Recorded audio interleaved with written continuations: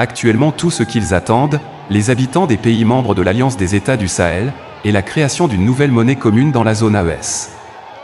Écoutons ce grand débat sur la télévision nationale du Burkina Faso.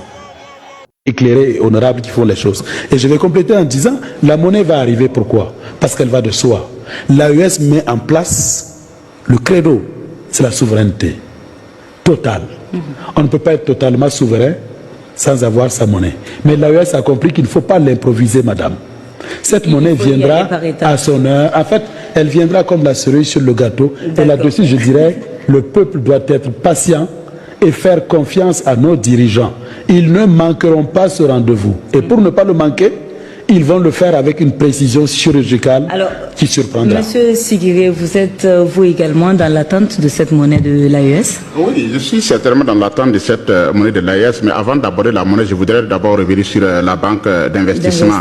Voilà, c'est très important pour corroborer ce que les co-panélistes ici ont dit. Vous savez, vous avez dit que la CEDEAO n'a pas pu relever les défis, surtout même les défis de la libre circulation des personnes et des biens. Et souvent, on se demande effectivement pourquoi la CEDEAO n'a pas pu relever ce défi, parce que la CEDEAO était d'abord un instrument créé par l'impérialisme pour servir d'abord les politiques impériales. Et la CEDEAO généralement est financée même par ces pays impérialistes qui ont imposé la CEDEAO ici en Afrique. Donc, partant de cette expérience, il faudrait que l'AES se dote d'un outil économique, d'un outil d'investissement. Et cet outil d'investissement ne peut être que la banque d'investissement. Comment faire pour avoir de l'argent, pour mobiliser des ressources financières, pour financer les projets de l'AES? Et ça, c'est très important. La souveraineté même se trouve même dans ce qu'on appelle le nerf de la guerre, madame. Si vous n'avez pas de l'argent, même si vous élaborez des projets pour vos populations, des projets qui peuvent participer au développement des populations, et vous n'avez pas d'argent, des fonds propres pour pouvoir les financer, et chaque fois s'il faut aller chercher de l'argent à l'extérieur, pratiquement on se retrouverait dans la même situation que la CEDEAO. Donc, pour ne pas se retrouver dans la même situation que la CEDEAO, il faudrait que cette banque d'investissement soit là, et qu'à travers cette banque d'investissement, l'AES puisse regrouper ses experts en économie et dans plusieurs domaines. Monsieur Diarkoum est là. On pourrait regrouper tous les experts de l'AES qui vont réfléchir à comment nous allons lever des capitaux pour financer cette banque-là, et que cette banque puisse financer les projets de développement de l'AES. Donc c'est un outil stratégique, c'est un outil de reconquête de la souveraineté économique, parce que le premier défi de l'AES que l'AES devrait relever, c'est surtout le défi du financement des projets de l'AES. Donc cette banque d'investissement vient à point nommé. Elle pourrait contribuer à la mobilisation des fonds au Burkina Faso, au Mali et au Niger, et au financement des grands projets structurels de l'AES. Donc ça c'est très important. Maintenant, mobiliser l'argent c'est bien, mais on mobilise l'argent aussi à travers quelle monnaie? Je ne maîtrise pas très bien les questions de monnaie, mais je suis de ceux qui pensent qu'avec le temps, il faudrait vraiment qu'on puisse créer, ou bien on puisse en tout cas battre notre monnaie, notre propre monnaie. Si on n'arrive pas à battre notre propre monnaie, et selon ce que les économistes disent, si on continue de consommer le franc CFA qui est fabriqué en France, il va de soi qu'à un certain moment, la France ne voulant pas de notre politique de souveraineté, de notre politique de développement, il va de soi que la France va nous créer tous les problèmes. J'aime souvent dire, pour terminer, madame, j'aime souvent dire aux gens de ne même pas comparer l'AES avec la CEDEAO, parce que ce n'est pas le même format.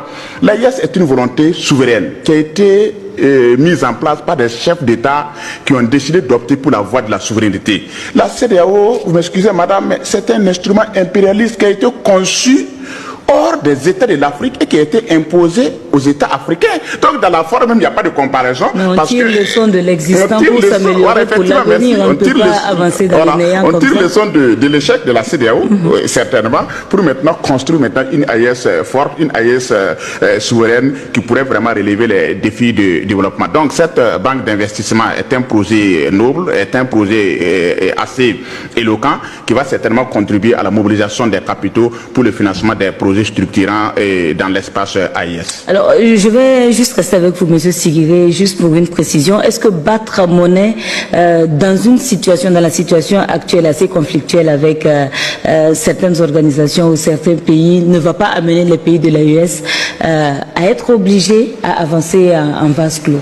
Non, madame, je ne crois pas. Vous savez, le problème des Africains, c'est que pendant longtemps, nous avons été assez pessimistes, pour ne même pas dire assez fatalistes.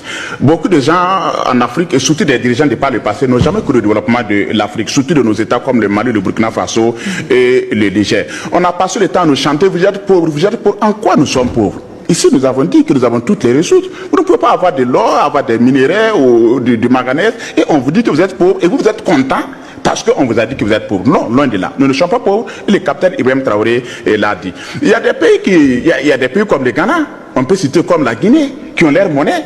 Mais si un seul pays peut avoir sa monnaie et vivre économiquement, moi je ne maîtrise pas les questions d'économie et franchement ce n'est pas mon domaine, mais je sais que si des pays qui n'ont pas plus de 30 millions d'habitants peuvent avoir une monnaie et vivre, moi je ne vois pas pourquoi l'AIS qui a plus de 70 millions d'habitants ne peut pas battre sa monnaie et puis survivre. Donc tout ce que les gens disent, c'est pour nous décourager, c'est pour nous faire croire que ce n'est pas un projet viable. Loin de là, l'AIS est viable et l'AIS peut avoir sa propre monnaie. Docteur Yacine Ouedraogo. Oui, c'est juste les